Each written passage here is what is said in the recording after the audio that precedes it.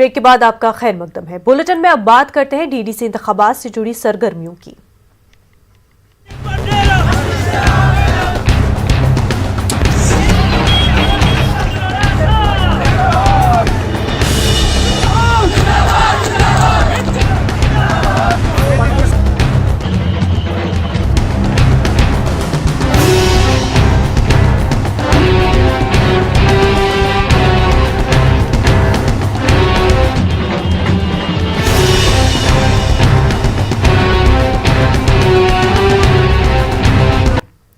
BJP के कौमी तर्जुमान सईद शाहनवाज हुसैन ने कहा कि पीडीपी सदर महबूबा मुफ्ती के आबाई इलाके बिजबिहाड़ा में आज लोगों ने तिरंगा लहराया। इसके जरिए उन्होंने महबूबा मुफ्ती के इस दावे को गलत साबित किया जिसमें उन्होंने कहा था कि दफा 370 के खात्मे के बाद कश्मीर में तिरंगा लहराने के लिए कोई हाथ नहीं उठेगा। शाहनवाज हुसैन ने इन बातों का इजहार अनंतनाग के बिजबिहाड़ा इलाके में पार्टी कारकुनों की एक रैली से खिताब के दौरान किया। उन्होंने कहा कि वज़ीर-ए-आज़म का नया कश्मीर का ख्वाब अब शर्मिंदा ताबीर हो रहा है। बीजेपी अब यूटी की सबसे मकबूल सियासी जमात बन गई है।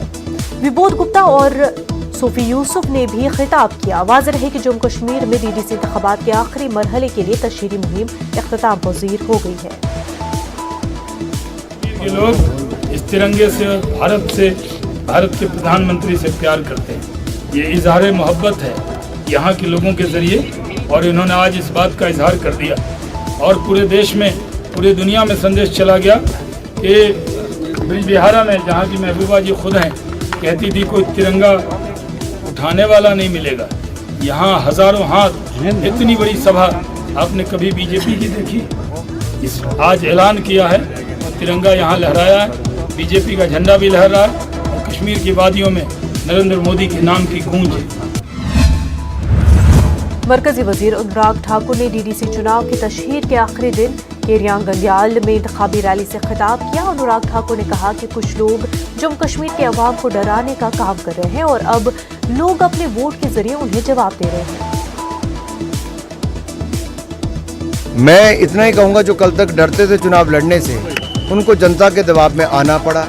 जो कल तक डराते थे बम और बंदूक से, लेकिन लोगों ने डरना नहीं, बैलेट को थामने का काम किया। ये अपने आप में दिखाता है कि जम्मू कश्मीर की जनता जनतंत्र को मजबूत कर रही है और जो लोग डराने का काम करती थी उनको बाहर का रास्ता दिखा। देखिए, कश्मीर में नहीं तो 5-7% पे ही लोग पंचायतें बना लेते थे, एमएलए का चुनाव हो जाता था, लेकिन इस बार लोगों ने बढ़ चढ़कर वोट किया है। इससे पता चला है कि गुपकार गैंग ने जो डराने का काम किया, लोग डरे नहीं, आगे बढ़े। अगर किसी का भी नाम आया होगा तो उसके ऊपर कार्रवाई जरूर होनी चाहिए। अगर नाम नहीं आया है तो बिना बात से भाजपा को बदनाम नहीं करना। पीपल्स कॉन्फ्रेंस लीडर इमरान रजा अंसारी ने पटन के सुल्तानपुरा में एक अवामी जलसा मुनक्किद किया। जलसे में काफी तादाद में लोगों ने शिरकत की। अंसारी ने डीडीसी इंतखाबात में पटन के लिए पीसी के उम्मीदवार को कामयाब बनाने की अपील की। पीसी के दीगर लीडरान भी मौजूद थे। जलसे के बाद एक रैली भी निकाली गई। इमरान रजा अंसारी ने अल्ताफ बुखारी और गुलाम हसन मीर पर तनकीद करते हुए कहा कि यहाँ लोगों को बांटने की कोशिश कर रहे हैं। परसों तक तो उनको एनआईए पीछे थी, एनआईए के केस थे। आज अल्ताफ साहब दावेदार बने हुए कि मैं कश्मीर में ऑल्टरनेटिव दूंगा।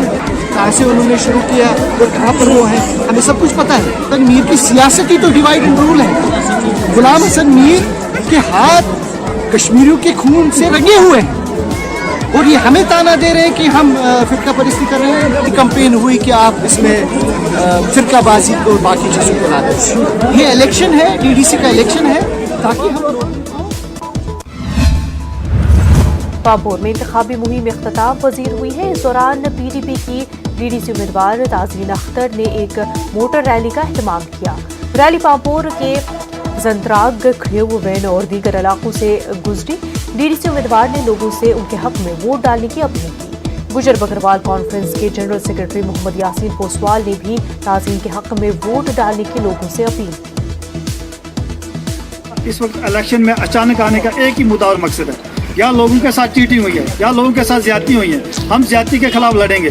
हम मैदान में आए, इंशाल्लाह रहमान जीत हमारी ज़रूरी है। पावर का इशू है, हेल्थ का इशू है, एजुकेशन का इशू है या लैंड रेंट से जो भी रोज़मर्रा के मसाइल हैं, इंशाल्लाह रहमान मैं लोगों को वसूख से कहूँगा कि आज की बार आप हमें कामयाब करें। इंशाल्लाह हम कामयाब हैं। कामयाबी के बाद हम छुप के कहीं बैठने वाले नहीं हैं। हम मैदान में लोगों के पास इसी उम्मीद से आएंगे, जिस उम्मीद से हम वोट मांगने आए, इसी उम्मीद से हम इंशाल्लाह लोग। बडगाम से आजाद उम्मीदवार गुलाम मोहुद्दीन डार ने अजगाम में एक रैली का इनेकाद किया। उन्होंने लोगों से उनके हक में वोट देने की अपील की है। उन्होंने चंद मकामात पर रोड शो का भी एहतमाम किया। उन्होंने इल्जाम लगाया कि अब तक उन इलाकों को नजरअंदाज किया गया है और वो तामीर और तरक्की के लिए काम करेंगे। सीधी सी बात है कि ग्रास रूट लेवल पे सरपंचों तक जो गवर्नमेंट ऑफ इंडिया ने इम्प्लीमेंट किया है कश्मीर में, मुझे लगता है कि इससे बहुत ज़्यादा डेवलपमेंट हो जाएगा। इंशाल्लाह ये भी उम्मीद रखते हैं कि बीडीसी जो इलेक्शंस हुए हैं तो वो भी ग्रास रूट पे चल रहे हैं अभी, तो अब डीडीसी के इलेक्शंस जो इम्प्लीमेंट हुए हैं ग्रास रूट लेवल पे, इंशाल्लाह मुझे यकीन है कि इंशाल्लाह काम हो जाएगा और ग्रास रूट लेवल पे, ताकि हम लोगों की खिदमत करें।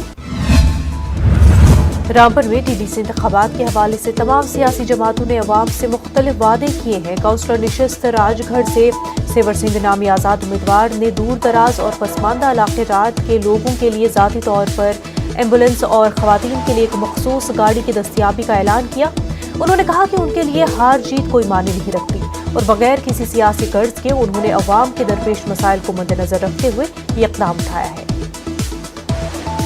गांव एरिया, विलेज एरिया है, यहाँ पे हॉस्पिटल जो है कम से कम 30 किलोमीटर की दूरी पे है।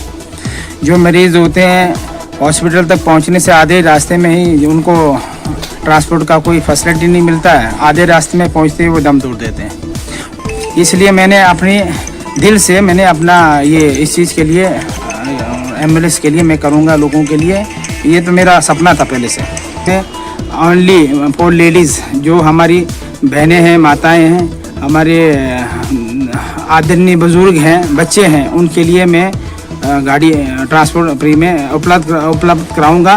वो भी एक तरफ जाने के लिए नीचे क्रॉल से ऊपर नथने तक, नथने से नीचे क्रॉल तक। डीडीसी इलेक्शन को लेकर आज आज़ाद उम्मीदवार हाजी फारूक अहमद मीर ने हल्के इंतखाब वावरा के मुख्तलिफ इलाकों में एक अवामी रैली से खिताब किया। फतुशाही और दारपुरा लोलाब में दो अलग अलग जगहों पर अवामी रैली के दौरान उन्होंने लोगों पर जोर दिया कि वो इंतखाबात में बढ़ चढ़ कर हिस्सा लें और इलाके की तामीर और तरक्की के लिए वोट दें। डोगरा स्वाभिमान संगठन ने कठुआ के केरिया गंडियाल में इंतखाबी रैली मुनक्किद की। संगठन के चेयरमैन चौधरी लाल सिंह ने खिताब किया। उन्होंने कहा कि जम्मू को अलग से रियासत बनाने के मुतालबे पर संगठन की जद्दोजहद जारी रहेगी। अनवांटेड जो इन्होंने कानून बना के लोगों को जलील करने के लिए उसके खिलाफ लड़ने की तैयार खड़ी है और लोग हमारे साथ हैं। किसी और पार्टी के साथ कोई हमारा लेना देना नहीं। हम तो बीजेपी सरकार को गिराने के चक्कर में, कठुआ की सारी सीट ये सारी की सारी बीजेपी हारेगी। धोखे से एक आधी जीत जाए, मैं नहीं सोचता। अगर भी इसके बाद एमएलए के इलेक्शन होंगे, 25 इन्होंने ली थी ना, मैं 30 लूंगा। डोगरा स्वयं संगठन सरकार मैं बनाऊंगा अगली। क्या ड्रॉ होता है वोट? मैंने ड्रॉ हुई वापसी हुई।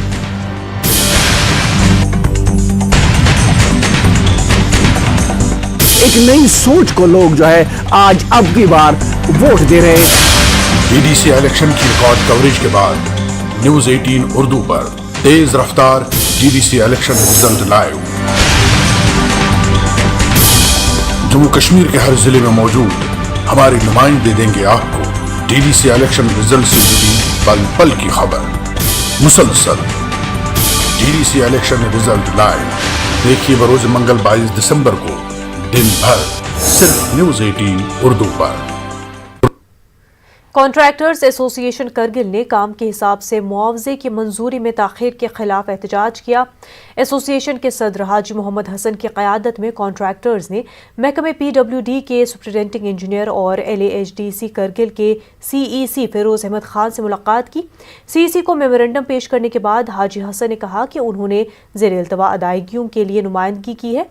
उन्होंने कहा कि साल 2019-20 के दौरान किए गए कामों के बकायाजात करगिल के लिए 58 करोड़ रुपए और लेह के लिए 17 करोड़ रुपए है।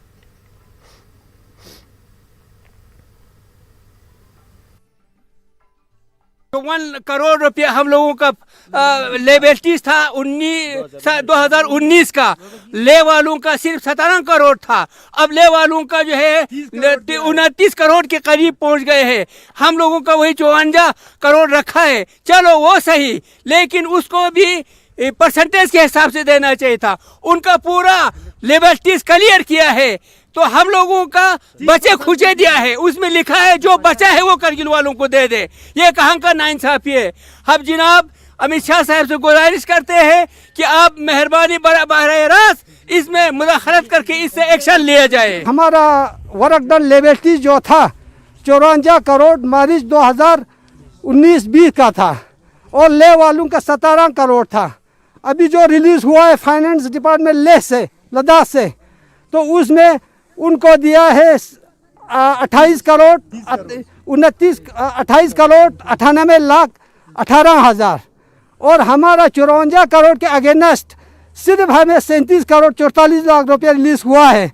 लिहाजा इसमें जो डिस्ट्रीब्यूशन हुआ है वो नाइंसाफ हुआ है, क्योंकि लेह वालों को 100% दिया है, करगिल को 45% दिया है। हम ये कहते हैं कि कम से कम जो डिस्ट्रीब्यूशन है वो प्रोपोर्शनेट तरीके पे, एक रेशनल तरीके पे हो, ताकि दोनों को है वो जो है बराबर कंपनसेट हो, जिसके बारे में हमने एडवाइज़र साहब को भी मैंने इन राइटिंग में दिया है और साहू साहब से भी हमने कहा है कि इस तरह से जो है रिमेनिंग पैसा जो है कंट्रैक्टर्स का है वो लेने वाला नहीं है। लिहाजा अब इसको देख के जो है इसमें फेयर जो है डिस्ट्रीब्यूशन होना चाहिए, वो हमने ऑलरेडी टेकअप किया हुआ है। और एक बड़ा इंपॉर्टेंट एक जेन्युइन इशू हमारे कंट्रैक्टर्स का ये है कि हमारा जो चीफ इंजीनियर R&B है वो ले में स्टेशन है। हमारे पास यहाँ पे इरिगेशन एंड फ्लड कंट्रोल है और हमारा मैक्सिमम काम जो है वो R&B में है। तो इनके लिए मामूली एक TS और AA के लिए इनको अभी ले जाना पड़ता है, जो कि कंट्रैक्टर का एक्चुअली देखा जाए तो उनका काम। Jammu chamber of commerce and industries के साबिक सदर राकेश गुप्ता का कहना है कि उनके खिलाफ लगाए गए माली बेज़ाब्तियों का इल्ज़ाम बेबुनियाद है। जम्मू में मीडिया से बात करते हुए उन्होंने कहा कि ऐसी कोशिश उनकी छवि को ख़राब करने के लिए की जा रही है। उन्होंने कहा कि उन्होंने बहैसियत चैम्बर के सदर साफ व शफाफ तरीके से काम किया और तिजारती बरादरी के मफाद को मलहूज़ रख के फैसले लिए। उनका कहना है कि वो दोबारा चैम्बर के सदर के ओहदे के लिए चुनाव लड़ेंगे और चैम्बर के अधूरे काम मुकम्मल करेंगे। 1935 से लेके 2020 के इतिहास में किसी ने इतनी जुर्रत नहीं की कि 800 आदमियों की स्पेशल जनरल मीटिंग बुलाई जाए। हमने उसमें सब कुछ पास किया था, मगर वो इनोबियंस हो गया है कोर्ट में और हम इस केस को फर्दर नहीं लड़ना चाहते, क्योंकि हमारी संस्था बंद पड़ी हुई है, ट्रेड और इंडस्ट्री सफ़र कर रही है, जम्मू की कोई आवाज़ नहीं रही है। तो इसलिए हम इस बहस में नहीं पड़ना चाहते। हम चाहते हैं जल्द से जल्द चैम्बर की वर्किंग स्टार्ट हो। कौन जीतता है कौन हारता है वो आखिरी अदालत हमारे चैम्बर के मेंबर्स की है, वही फैसला करेंगे। मैं आज बिल्कुल नॉमिनेशन फाइल करने जा रहा हूं अपना प्रेसिडेंट की पोस्ट के लिए। मेरा बिल्कुल भी मन नहीं था, लेकिन कोई नया चेहरा नहीं आया और वही चेहरे जिन्होंने अपने कार्यकाल में कुछ नहीं किया, जो हम फर्दर प्रेस कॉन्फ्रेंसेज में, एक सीरीज ऑफ प्रेस कॉन्फ्रेंसेज में बताएंगे, बड़ा ट्रांसपेरेंटली विद एविडेंस बताएंगे, उनको हम इस कुर्सी पे नहीं आने देंगे।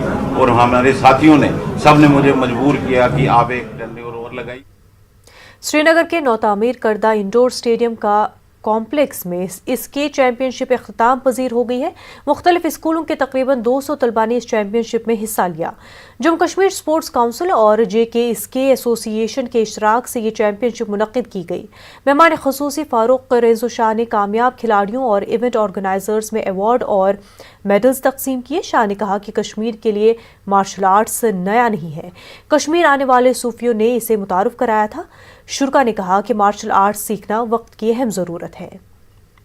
खुश हूँ आज ये बड़ी कामयाब रही। इतने सारे मुख्तलिफ जो यहाँ के इलाके हैं, शहर ख़ास के स्टूडेंट आपने देखे और यूथ देखा, श्रीनगर का यूथ देखा, तो मैं आपके माध्यम से ये ज़रूर कहूँगा कश्मीर की आइडेंटिटी आज सारी दुनिया में फैल रही है और इस पे मार्शल आर्ट अपना बहुत अच्छा रोल कर रहा है। ये बहुत अच्छा है, इससे सेल्फ डिफेंस भी होता है लड़कियों के लिए ज़्यादातर, ये बहुत अच्छा है, ये सीखना चाहिए। मैं भी आई थी, हमारा कंपटीशन हुआ, मेरी दोस्त ने जीता, मेरी और बहुत सारी दोस्तों ने जीता, तो ये बहुत अच्छा डिफेंस है एक अपने मतलब अपने साथ रखने को लड़कियों के साथ भी। मेरे को 1 साल हो गया ये गेम खेलते हुए, मुझे इससे बहुत सारी चीज़ें मिली, मतलब अपना कॉन्फिडेंस भी बढ़ता है इससे। जब से हमने किया हमें कॉन्फिडेंस लेवल बढ़ गया बहुत, और हमें इससे बहुत सारे फ़ायदे मिलते हैं, जैसे कभी डिफेंस करना पड़ता है। जम्मू कश्मीर स्पोर्ट्स काउंसिल की जानिब से पुलवामा में पहली बार मुख्तलिफ खेलों के हवाले से प्रीमियर लीग का आगाज़ किया गया। स्पोर्ट्स स्टेडियम पुलवामा में एडिशनल डीसी पुलवामा ने खेल मुकाबलों का इफ्तिताह किया। फुटबॉल, हॉकी और वॉलीबॉल के अलावा कबड्डी के मुकाबले मुनक्किद हुए। जिले के मुख्तलिफ इलाकों के खिलाड़ी हिस्सा ले रहे हैं। स्पोर्ट्स काउंसिल का मतलब जो एक्टिविटीज़ का प्लान होता है वो थ्रू एसोसिएशन कर रहे हैं, जैसे कि वॉलीबॉल, कबड्डी, हॉकी, तो एसोसिएशन थ्रू एक्टिविटीज़ कर रहे हैं। लेकिन एक जॉइंट एफर्ट है, इनिशिएटिव ले लिया गया, तो मतलब जॉइंट एफर्ट में एक मतलब प्रीमियर लीग किया जाए। इसमें फर्स्ट फेज, सेकंड फेज और थर्ड फेज रखा गया है, तो इसमें मतलब अच्छा खासा इनाम भी है लास्ट में। तो ये मतलब बच्चों को मतलब स्पोर्ट्स को मतलब डेवलप करने के लिए कर दिया गया। काउंसिल स्पॉन्सर कर रहा है इसको, तो पहली बार ये 4 गेम्स में लीग हो रही है। हालांकि पहले क्रिकेट वगैरह में होती थी, लेकिन ये पहली बार हॉकी, वॉलीबॉल, कबड्डी और फुटबॉल में हो रही है। ये स्पोर्ट्स को काफ़ी बूस्ट करेगा, स्पेशली इन गेम्स को जिन पर ध्यान कम है, स्पेशली हॉकी और कबड्डी, वॉलीबॉल को लेकर। फुटबॉल को चलो खैर। गवर्नमेंट डिग्री कॉलेज करगिल में लद्दाखी आर्ट और क्राफ्ट के तहफ़्फ़ुज़ और उसके फ़रोग़ के लिए एक ऑनलाइन वर्कशॉप मुनक़्क़िद किया गया। लद्दाखी क्राफ्ट स्किल सेंटर से तरबियत पाने वालों ने अपने तैयार करदा अशिया की नुमाइश की। दीपांकर ज्ञान, डायरेक्टर GSDS मरकज़ी वज़ारत सक़ाफ़त, बसंत कुमार, साबिक़ मुशीर GSDS अभिषेक बिस्वजीत, रहीमा खातून समेत दीगर मुक़र्रिरीन ने इस वर्कशॉप से खिताब किया। वक्त हो गया एक छोटे से ब्रेक का।